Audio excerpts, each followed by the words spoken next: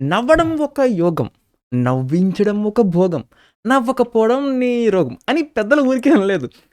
మనకి రీసెంట్ టైమ్స్‌లో అంటే మనకి మన చిన్నప్పటి నుంచి వచ్చిన ఆ ఒక్క టైమ్ లైన్, ఆ ఒక్క జనరేషన్ మూవీస్ గనుక మీరు చూసుకుంటే బాగా మనకి కామెడీ అనేది మన రియల్ లైఫ్‌లో ఎట్లయితే మనకి సీమ్‌లెస్‌గా, ఆర్గానిక్‌గా, న్యాచురల్‌గా మనకి వెళ్తూ ఉంటాయో అలాంటి కామెడీ మనం చూసేవాళ్ళమాట. విపరీతంగా ఎంజాయ్ చేసేవాళ్ళం. బట్ రీసెంట్ టైమ్స్‌లో మనకి డబుల్ మీనింగ్స్ కానివ్వండి, ఆ ఫోర్స్‌డ్ ఆర్టిఫిషియల్ కామెడీ అనేది విపరీతంగా ఎక్కువైపోయిందనమాట. బట్ మనకి కొంతమంది మాత్రం వాళ్ళ యూనిక్‌గా మనకి కామెడీని అయితే ఎప్పటికీ మనకి అంతే ఎంటర్‌టైన్ చేస్తున్నారనమాట. At the same time our Tollywood the future comedians అయితే మంచి హోప్స్ అయితే మనకున్నాయనమాట. అంటే మనల్ని మంచిగా ఎంటర్‌టైన్ చేస్తారని చెప్పేసేసి. ఇంక మనం లిస్ట్‌లోకి వచ్చేసేస్తే మనం 8, 7, 6, 5 ఇలా చెప్పుకుంటూ వెళ్ళిపోదాం అనమాట.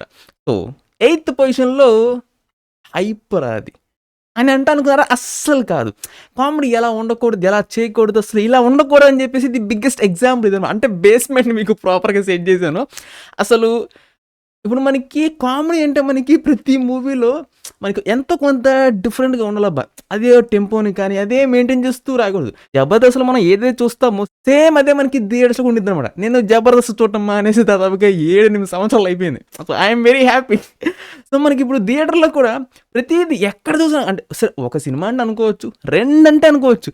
సినిమా జీవితం ప్రతి సినిమా మనకి అదే డైలాగ్ మోడ్యూల్ అదే మనకి నాన్ సింక్‌లో హీరో మనకొక 4, 5 డైలాగ్స్ చెప్తే ఈయన సంబంధం లేకుండా ఒక పని చేయడం. ఇదొక ప్యాటర్న్ అయిపోయింది ఇంక. ప్రతి సినిమాకి ఇంక ఇంతే అనమాట. ఇప్పుడు కొంతమంది అనొచ్చు, బ్రో డైరెక్టర్సే అలా రాసి చేపిస్తారు కదా! సో, పాపం ఆయన ఏం చేస్తారు అని చెప్పేసి. నేను కూడా అది ఒప్పుకుంటాను. కానీ ఎంతవరకు ఒక సినిమాకో, 2 సినిమాకో. బట్ ఆయన కూడా రియలైజ్ అవ్వాలి కదా! సెల్ఫ్ రియలైజేషన్ అంటూ ఉండాలి కదా! ఖచ్చితంగా. సార్ నాది అన్ని సినిమాలు ఈ మధ్య అన్నీ ఇంతే ఉంటున్నాయి. మీరైనా కొంచెం కొత్తగా డిఫరెంట్‌గా రాయండి. నాలో ఉన్న ఆ టాలెంట్ ఏమన్నా ఉంటే కొంచెం మీరు బయటికి తీయండి. జ్యూస్ పిండండి గట్టిగా అని చెప్పేసి ఈయన కూడా చెప్పాలి. అప్పుడే బావుండిద్ది. అట్లా గాదు. సో, ఇదనమాట. ఇలా ఉండకూడదని చెప్పేసి చెప్పేస్తున్నా క్లియర్‌గా. సెవెంత్ వన్ మన 'విష్ణు' అంటే ఇక్కడి నుంచి లిస్ట్ బానే ఉండిద్దిలెండి. 'విష్ణు ఓయ్' గారు. ఎలాంటి డిఫరెంట్ క్యారెక్టర్స్ ఇచ్చినా కానీ మనకి చాలా న్యాచురల్‌గా మనకి ఎఫర్ట్‌లెస్‌గా ఆ క్యారెక్టర్‌లో ఇన్వాల్వ్ అయ్యి మనకి పెర్ఫార్మ్ చేస్తారనమాట. రీసెంట్‌గా వచ్చిన మనకి 'మ్యాడ్' మూవీలో Sangeeth Shobhan at the same time మనకి అంటే వీళ్ళిద్దరి కాంబినేషన్‌లో మనకి చాలా బాగా వర్కౌట్ అయింది. అట్ ది సేమ్ టైమ్ మనకి రీసెంట్‌గా మన 'కిడాకోర'లో కూడా. అంటే స్క్రీన్ టైమ్ తక్కువున్నా కానీ, ఆయన ఉన్నంత సేపు మనల్ని అలా అలరించేసి అలా వెళ్ళిపోతారనమాట సింపుల్‌గా. But at the same time వీళ్ళ దగ్గర ఒక ప్రాబ్లమ్ గూడా ఉండిద్దనమాట. అంటే వీళ్ళకి ప్రత్యేకంగా క్యారెక్టర్స్ రాసుకుంటేనే వీళ్ళకి అవి మంచిగా సెట్ అవుతాయి. అంతేకాని మన ఇంక రొట్టె కమర్షియల్ ఒక టెంప్లేట్‌లో హీరో పక్కన నుంచి పెట్టి, హీరో ఒక 4 డైలాగ్స్ చెప్తే ఈయన ఒక పని చేయడం. ఇలాంటివి వీళ్ళకి అస్సలు సెట్ కావనమాట. ఒక గ్రూప్ ఆఫ్ గ్యాంగ్‌లో ఉన్నప్పుడు లేదంటే గనక మన 'కిడాకోర' అక్కడున్న క్యారెక్టర్స్‌లో కాంబినేషన్‌లో మనకి చేయడం. ఇలాంటివి వీళ్ళకి బాగా సెట్ అవుతాయి అనమాట. అంతేకాని ఇంకా రెగ్యులర్ టెంప్లేట్ అంటే అస్సలు వర్కౌట్ కావు. అసలు బాగోదు. అంటే వాళ్ళకంత స్కోప్ కూడా ఏమో దక్కదనమాట అప్పుడు literally. And the sixth one 'Prasad Behra' గారు. మనకి కమిటీ కుర్రోల్లో అసలు అందరిని హోల్‌సమ్‌గా మనకి డామినేట్ చేసి విపరీతంగా మనల్ని ఎంటర్‌టైన్ చేసారు. మామూలుగా కూడా అంటే ఇప్పుడే జస్ట్ మనకి ఎంటర్ అయిపోయారు ఆ బిగ్ స్క్రీన్‌కి. బట్ వచ్చిన ఫస్ట్ టాప్ ఆపర్చునిటీ విపరీతంగా యుటిలైజ్ చేసుకొని హోల్‌సమ్‌గా డామినేట్ చేసేసారు. ఆయన పర్ఫార్మెన్స్ గాని అంటే లిటరల్లీ ఆయన మనకి ఎలా అనిపిస్తారంటే మనకి స్క్రీన్ మీద చూసినప్పుడు నాకైతే ఇదే ఫీలింగ్ వచ్చింది. మన ఇంటి పక్కన బాబాయ్యో, మావయ్యో లేదంటే గనక అన్నయ్యో ఇలాంటి కైండ్ ఆఫ్ ఫీలింగ్ వచ్చిద్ది. అంటే మనకి అంత న్యాచురల్‌గా మనకి కనిపిస్తుంది స్క్రీన్ మీద. సో, హోప్ మనకి మంచి, మంచి క్యారెక్టర్స్ రాయాలి డైరెక్టర్స్ అని కోరుకుందాం. మళ్ళీ ఇంకా రెగ్యులర్ కైండ్ ఆఫ్ టెంప్లెట్ అంటే వద్దొద్దు. అంటే ఈయనకున్న బిగ్గెస్ట్ ప్లస్ పాయింట్ ఏమైందంటే వచ్చిన ఫస్ట్ మూవీలోనే ఈయన పొటెన్షియల్ మొత్తం చూయించుకున్నాడు. అంటే కామెడీ చేయగలను at the same time emotional performance కూడా మొత్తం హోల్‌సమ్‌గా నేను చేయగలను చెప్పేసి ప్రూవ్ చేసుకున్నారనమాట. సో, చూద్దాం నెక్స్ట్ అప్‌కమింగ్ డైరెక్టర్స్‌లో ఎవరన్నా ఈయనల్ని ఎంతలా యుటిలైజ్ చేసుకుంటారో రెగ్యులర్ టెంప్లేట్ ఆఫ్ ఫార్మాట్ కాకుండా కొంచెం అంత మంచి క్యారెక్టర్స్ రాసుకుంటా. And the fifth one 'Abhinav' గారు. అంటే 'అభినవ్' గారి దగ్గర ఉన్న మైనస్ పాయింట్ ఏందంటే ఇందాక మీకు చెప్పా కదా! 'విష్ణు ఓయ్' గారు. వీళ్ళిద్దరికీ ఈ పాయింట్ బాగా సింక్ అయిందని చెప్తాను. అంటే హీరో పక్కన సైడ్ క్యారెక్టర్ పెట్టేసేసి ఈయన 4 పంచులేసి ఈయన ఓ పంచ్ చేసేసి ఇలాంటి అస్సలు సెట్ కావనమాట. But at the same time ఈయనకి రాసే క్యారెక్టర్ అనేది కూడా ఎలా ఉండాలి అంటే ఫర్ ఎగ్జాంపుల్ ఒకటి చెప్తాను. ఇప్పుడు మన డైరెక్టర్ వచ్చారు. సార్ మీది యాంగ్రీ క్యారెక్టర్ సార్ అని చెప్పారనుకోండి. యాంగ్రీ ఉండిద్ది. బట్ అది మాత్రం సరిపోదనమాట. దాంట్లో ఒక చిన్నపాటి టచ్ ఇవ్వాలి.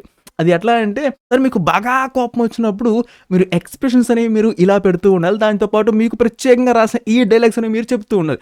సో, ఈ యొక్క 3 కాంబినేషన్‌లో మనకి ఆ సీన్‌లో ఆ జరిగే పర్టిక్యులర్ సీన్‌లో మనకి అది ఫిట్ అయిపోయి అది నేచురల్‌గా ఉండిద్దనమాట. ఇలాంటి ఒక కాంబినేషన్‌ని మంచిగా యుటిలైజ్ చేసుకుంది మన తరుణ్ భాస్కర్ మావ అనమాట. మీరు గనక బాగా అబ్జర్వ్ చేస్తే ఆ ఒక్క తాగే సీన్‌లో కమల్ హాసన్ అంటే మనకి ఎక్స్‌ప్రెషన్స్ ఇవ్వడం కూడా మనకి ఎక్కడో ఓవర్ బోర్డ్ అయిపోవడం లేదంటే గనక అస్సలు ఏమీ లేకపోవడం అలా కాకుండా మనకి వెరీ సూటబుల్‌గా ఎంత ఇవ్వాలో అంత మోతాదులో మనకి ఇచ్చేసి మనల్ని ఆ డైలాగ్స్ కూడా మనకి ఆయనకి పర్ఫెక్ట్‌గా సింక్ అయిపోయినాయి. ఆ ఒక కాంబినేషన్ ఆఫ్ సీన్‌లో మనకి. సో, అలాగా అభినవ్‌ని విపరీతంగా యుటిలైజ్ చేసుకుంది అంటే మన తరుణ్ భాస్కర్ అని చెప్పొచ్చు. అంటే ఆ మూవీ మొత్తం ఎన్నో ఉన్నాయన్నమాట ఇట్లాంటివి. సో, అభినవ్ గారిని యూజ్ చేసుకోవాలంటే ఇలా యూజ్ చేసుకోవాలన్నమాట. అంతేగాని జస్ట్ క్యాజువల్‌గా ఇంకా డైలాగ్స్ చెప్పండి అంటే అవి వీళ్ళకి సెట్ కాలేవు. అది సేమ్ టైమ్ మళ్ళీ అంత ఎంటర్‌టైన్ చేయలేరన్నమాట. సో, నెక్స్ట్ వచ్చే వాటిలో ఇలాంటి ఒక కాంబినేషన్ ఏమన్నా విపరీతంగా యుటిలైజ్ చేసుకుంటారో లేదో చూద్దాం. అంటే గనక మళ్ళీ మన ఇంక తరుణ్ మామ ఎప్పుడైనా ఇంక సినిమా డైరెక్షన్ చేస్తే ఇంక దాంట్లో చూడాలేమో మరి. అండ్ ది ఫోర్త్ వన్ అంటే, అంటే వీళ్ళు యుటిలైజ్ చేసుకోవట్లేదు అని చెప్తాను. అంటే మన వెన్నెల కిషోర్ గారు, ది సేమ్ టైమ్ మన గెటప్ శ్రీను గారు, సుదర్శన్ గారు. అంటే వీళ్ళు ఏమవుతాయి అంటే రీసెంట్ టైమ్స్‌లో మీరు బాగా అబ్జర్వ్ చేస్తే గుర్తుపెట్టుకునే అంత రేంజ్‌లో మనకి క్యారెక్టర్స్ అనేవి మనకి ఏమీ కనిపియట్లేదు. ఇట్స్ ఫర్గెటబుల్ క్యారెక్టర్స్‌లా ఉంటున్నాయి తప్ప మనకి ఏమి అనిపియట్లేదు అనమాట. ఇప్పుడు మనకి గెటప్ శ్రీను గారు ఉన్నారు. గెటప్ శ్రీను గారిది మీరు రీసెంట్ టైమ్స్‌లో ఎంజాయ్ చేసింది ఏదైనా ఉంది అంటే మీరేం చెప్తారు టక్కుమని? బ్రో 'హనుమాన్' మూవీలో బ్రో ఒక క్యారెక్టర్ ఉంది. అది మాస్ మీమ్స్‌లో కూడా బాగా వైరల్ అయింది. బట్ ఇంకా ఏమైనా చెప్పండి అంటే మీకు జనరల్‌గా గుర్తురాదు. కొంచెం వెనక్కెళ్తే మనకి 'జాంబీ రెడ్డి'. సో, ప్రశాంత్ వర్మ లాంటి పర్టిక్యులర్ డైరెక్టర్స్ మాత్రమే వీళ్ళ దగ్గర పొటెన్షియల్ ఉంది. వీళ్ళని మనం మంచిగా యుటిలైజ్ చేసుకోవచ్చు అని చెప్పేసేసి వాళ్ళని మంచిగా కేర్ తీసుకుంటారనమాట. But most of the people పెద్దగా ఉండదు. కావాలంటే మీరు మళ్ళీ రీసెంట్‌గా 'డబల్ ఇస్మార్ట్' దాంట్లో కూడా ఉన్నారు గెటప్ శ్రీను గారు. ఏమన్నా అనిపించిందా? ఏం లేదు. సో, అదే అనమాట. ప్రాపర్‌గా యుటిలైజ్ చేసుకోవట్ల. సేమ్ మనకి వెన్నెల కిషోర్ గారిది కూడా అంటే వెన్నెల కిషోర్ గారిని ఫస్ట్ ప్రయారిటీ లాగా అందరూ తీసుకుంటారు కానీ, ఇక్కడ ప్రాబ్లమ్ ఏమవుతుంది అంటే ఆ యూనిక్‌నెస్ అనేది మనకి ఎక్కడ మెయింటైన్ అవ్వట్లేదనమాట. ప్రతీది కూడా అదే టెంపో, అదే రిపీట్‌లో ఉంటుంది తప్ప కొత్తగా అంటూ ఏమీ ఉండట్లేదు. సో, దానివల్ల మనకి ఒక ఫర్గెటబుల్ క్యారెక్టర్స్ లాగా ఉంటున్నాయి తప్ప మనం విపరీతంగా ఎంజాయ్ చేసుకొని మళ్ళీ చూసి మళ్ళీ రిపీట్స్ వేసేలాగా మనకి ఏమనిపియట్లేదు. తక్కువని వెన్నెల కిషోర్ గారిది బాగా ఎంజాయ్ చేసిన క్యారెక్టర్ చెప్పు బ్రో అంటే ఇప్పుడు నేను వీడియో చేద్దాం అన్నప్పుడు కూడా కొంచెం సేపు ఆలోచించినా గానీ నాకు ఏది తగలట్లా. సో, మనకి అంత ఫర్గెటబుల్‌గా ఉంటున్నాయి తప్ప మనకి గుర్తుండిపోయి మళ్ళీ మనం యూట్యూబ్‌లో కొట్టి మనం ఎంజాయ్ చేసుకుందాం. కాసేపు అలా చూసి మనం అలాంటివి ఏమీ తగలట్లేదనమాట. నంబర్ 3 మన వైవ హర్ష గారు. జిమ్‌కెళ్ళిపోయా డబుల్ ఎక్స్ఎల్ ఉండేది లూజ్ అయిపోయింది ఇప్పుడు. చాలా టైమ్ టేకింగ్‌గా తీసుకుంటా, అడుగులు అడుగేసుకుంటా క్యారెక్టర్స్‌ని మాత్రం మంచిగా పిక్ చేసుకుంటున్నారని చెప్పొచ్చు. అండ్ ఈయన్ని కొంచెం అంత యూజ్ చేసుకుందంటే రీసెంట్‌గా 'మంత్ ఆఫ్ మధు.' జిమ్‌కెళ్ళిపోయా నువ్వు కూడా జిమ్‌కెళ్ళమాయా అంటే ఆ స్లాంగ్ కానీ, అసలు ఫేస్‌లో హెవీ ఎక్స్‌ప్రెషన్ లేకుండా అలా కామ్‌గా ఉండి, స్లాంగ్‌తో ఆ డైలాగ్స్ చెప్తూ ఉంటే అసలు అది ఎంత న్యాచురల్‌గా రిలెక్టబుల్‌గా అసలు భలే సూట్ అయిపోయింది. అంటే పక్కన కూర్చొని మా మావయ్య లేదంటే గనక మన పెద్దనాన్న అంటే ఆ ఒక్క చనువులాగా అంటే మనకి అది ఈజీగా కనిపించేస్తుంది. మనకు కూడా అంటే అరే! ఇలా ఉంటే బాగుండేది కదా అని చెప్పేసి. చాలా మంది కూడా 'మంత్ ఆఫ్ మధు' పర్టిక్యులర్‌గా మన వైవ హర్ష గారి పోర్షన్స్ కోసం కూడా చూసినోళ్ళు ఉన్నారనమాట. సో, ఆ క్యారెక్టర్ చేసిన ఇంపాక్ట్ అనేది మనకి అలా ఉంది. ఇలాగ మనకి కొంచెం అంత యూనిక్‌నెస్ మెయింటైన్ చేస్తూ మనల్ని ఇలా ఇంకా ఎన్నో డిఫరెంట్ క్యారెక్టర్స్ రావాలని కోరుకుందాం. డైరెక్టర్స్ కూడా కొంచెం అంత మంచిగా యూటిలైజ్ చేసుకోవాలని కూడా కోరుకుందాం. అండ్ నంబర్ 2 రాజ్‌కుమార్ కసిరెడ్డి గారు. ఇప్పుడు కొన్ని కామెడీ మూవీస్ ఉంటాయి అబ్బా! నాకు ప్రాబ్లమ్ ఎక్కడొస్తుందంటే ఇప్పుడు హీరో ఉన్నారు, కామెడియన్ ఉన్నారు. ఓకే బానే ఉంది. ఇప్పుడు కామెడీ మనకి పండించేటప్పుడు ఇద్దరి కాంట్రిబ్యూషన్ ఉందనుకోండి, ఇక్కడ ప్రాబ్లమ్ ఉండదు. ఎందుకంటే హీరో ఉన్నారు కాబట్టి ఈయన కాంట్రిబ్యూషన్ ఉంది. ఇద్దరి కాంట్రిబ్యూషన్ ఉంది. కానీ అలా కాకుండా మనకి హీరో కాంట్రిబ్యూషన్ ఏమీ లేకుండా కమెడియన్ మాత్రమే సోలోగా మూవీ లిఫ్ట్ చేసేటప్పుడు, అప్పుడు ఈయన్ని పెట్టి మూవీ తీయొచ్చు కదా! ఇంకేంత మనకేం పని లేదు కదా! మరి ఈయనెందుకు? ఇలా ఇలా అనిపిస్తూ ఉంటుంది నాకు. రీసెంట్ టైమ్స్‌లో కొన్ని మూవీస్‌లో నాకు ఇదే ప్రాబ్లమ్ అయితే వచ్చిందనమాట. But at the same time ఇక్కడ ఇంకొక అడ్వాంటేజ్ ఏం క్రియేట్ అయిందంటే, ఈ కమెడియన్ అనే వ్యక్తి సోలోగా మూవీని కూడా లిఫ్ట్ చేయగలడు అనే ఒక పొటెన్షియల్‌ని అయితే ఆయన చూయించుకున్నారనమాట. ఆయన పెర్ఫార్మెన్స్ ద్వారా డైలాగ్స్ చెప్పటం కంప్లీట్‌గా. సో, దీంట్లో మనకి రీసెంట్‌గా అయితే 'ఆయ్' మూవీలో రాజ్‌కుమార్ కసిరెడ్డి గారు అయితే మొత్తం ప్రూవ్ చేసుకున్నారు భయ్యా. సోలోగా మనకి లిఫ్ట్ చేశారు అంతే మూవీని. అప్పుడు మనకి 'బెదురులంక' కూడా మనకి స్టార్టింగ్ నుంచి మనకి అలా నార్మల్‌గా ఏం సప్పగా పోతుంటే అసలు క్లైమాక్స్‌లో ఒక్కసారిగా బూమ్ అస్సలు మీటర్ మొత్తం పగిలిపోయింది అనమాట. ఒక్క జీరోలో ఉండాల్సిన మీటర్ని 100కి తీసుకెళ్ళి మొత్తం పగలగొట్టేసి ఇంక వెళ్ళిపోతూనే ఉంది. ఆ రేంజ్లో మళ్ళీ ఎంటర్టైన్ చేశారు. మన చిన్నప్పుడు ఆ టైంలో ఉన్నప్పుడు మనకి ఈ జనరేషన్లో ఉన్న యాక్టర్స్ అనేవాళ్ళు అంటే కమెడియన్ యాక్టర్స్ అనమాట.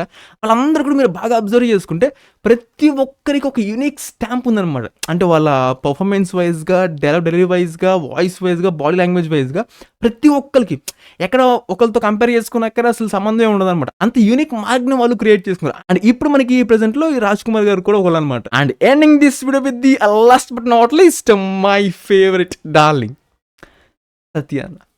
ఈ చిన్న క్లిప్ చాలా